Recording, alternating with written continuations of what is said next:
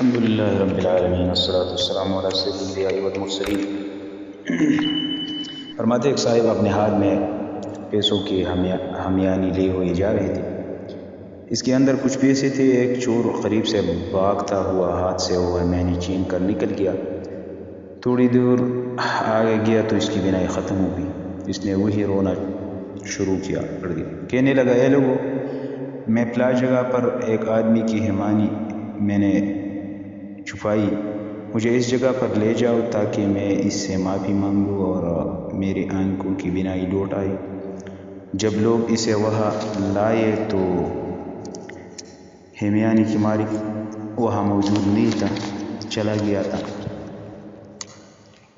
قریب ایک حجام تھا، اس سے پوچھا کہ فلاں آدمی سے میں نے ہمیانی چھین لی تھی، تم اسے جانتے ہو؟ اس نے کہا پہچانتا ہوں، نمازوں کے لیے وہ آتے ہیں، ہو سکتا ہے کہ اگلی نماز کے لیے ہمارے ہاں سے گزرے، اگر آئے تو میں تمہیں بتاؤں گا۔ اسے بٹھا دیا گیا۔ تھوڑی دیر بعد وہی آدمی گزرنے لگا۔ حجام نے کہا یہ وہی صاحب ہے، گزر رہا ہے، دیکھ لو۔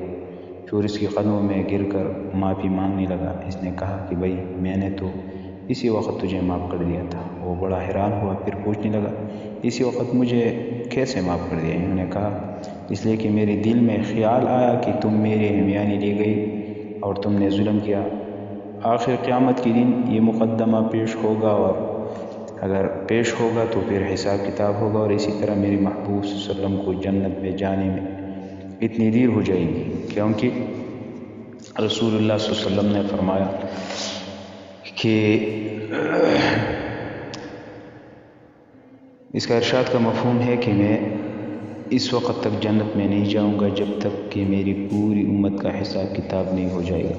تو میں نہیں چاہتا ہوں کہ میرے محبوب صلی اللہ علیہ وسلم کو جنت میں جانے میں تاخیر ہو جائے، اور حضور صلی اللہ علیہ وسلم کو جنت میں جانے میں دیر لگ جائے۔